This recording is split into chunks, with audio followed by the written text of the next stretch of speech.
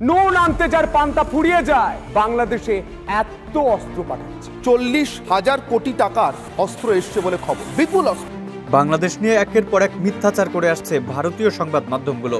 এবার সেপালে যেন নতুন হাওয়া লাগিয়েছে পাকিস্তান থেকে আসা একটি পণ্যবাহী জাহাজ। আর এই জাহাজ আসায় যেন আতে ঘালে গেছে ভারতের। এতেই প্রলাপ বকা শুরু করেছে তারা। গত 5 আগস্ট স্বৈরাচারী আওয়ামী সরকারের পতনের পর থেকেই বাংলাদেশ নিয়ে মিথ্যাচার করে আসছে ভারতীয় গণমাধ্যমগুলো। মিথ্যা তথ্যে ভরা এসব সংবাদের উপস্থাপনাও যেন রাস্তাঘাটে ইঁদুরের ওষুধ বিক্রেতাদের হাঁক ডাকের চেয়েও নিম্নমানের। তাদের এমন উপস্থাপনাকে কুরুচিপূর্ণ বলে আখ্যায়িত করেছেন সবাই।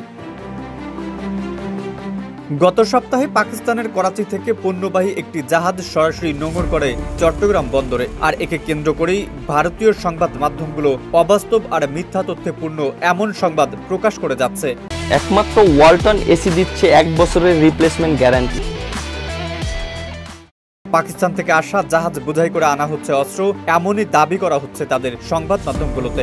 অথচ দেখা যাচ্ছে জাহাজে করে আনা কন্টেইনারের মধ্যে রয়েছে আলু, পেঁয়াজ সহ শিল্পের কাঁচামাল। ছাত্র জনতার অভ্যুত্থানে স্বৈরশাসক হাসিনার পতনের পর দেশ ছেড়ে পালিয়ে যান তিনি। তাকে আশ্রয় দেয় ভারত। আর তখন থেকেই মোদী সরকারের সাথে ভালো যাচ্ছে না বাংলাদেশের সম্পর্ক। এমন অবস্থায় স্বাধীনতার পর ভারতের চিরশত্রু পাকিস্তান থেকে গত 13 নভেম্বর করাচি থেকে একটি কার্গো জাহাজ 300 কন্টেইনার নিয়ে সরাসরি ভিড়েছে চট্টগ্রাম বন্দরে।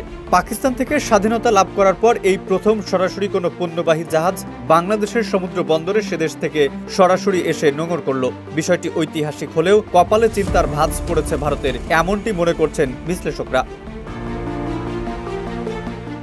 এদিকে পাকিস্তান থেকে এত বছর পর সরাসরি এভাবে পণ্যবাহী জাহাজ আসায় আলোচনার ঝড় বয়ে যায়। কি রয়েছে পাকিস্তান থেকে আসা জাহাজে, এ নিয়ে দেশের গণমাধ্যমগুলোও ফলাও করে সংবাদ প্রকাশ করে। এদিকে বন্দর কর্তৃপক্ষ জানায় পণ্য খালাস হওয়ার পরদিনই বন্দর ত্যাগ করেছে জাহাজটি। এসব কন্টেইনারে কি রয়েছে জানতে চাইলে তারা জানান টেক্সটাইল সহ বিভিন্ন শিল্পের কাঁচামাল। এসব কাঁচামালের মধ্যে রয়েছে খনিজ পদার্থ ডলোমাইট, চুনাপাথর, ম্যাগনেসিয়াম কার্বনেট। এছাড়া রয়েছে কাঁচ শিল্পের কাঁচামাল, ভাঙা কাঁচ, রপ্তানিমুখী পোশাক শিল্পের কাপড়, রং সহ নানা কাঁচামাল। পাশাপাশি আনা হয়েছে 203 টন আলু এবং 611 টন পেঁয়াজ। একটি কন্টেইনারে আসে গাড়ির যন্ত্রাংশ। ভারত পাকিস্তানের পণ্যবাহী জাহাজ বাংলাদেশের বন্দরে ভিড় করায় উদ্বিগ্ন হলেও বাংলাদেশ এটাকে ঐতিহাসিক ঘটনা বলেই বিবেচনা করছে।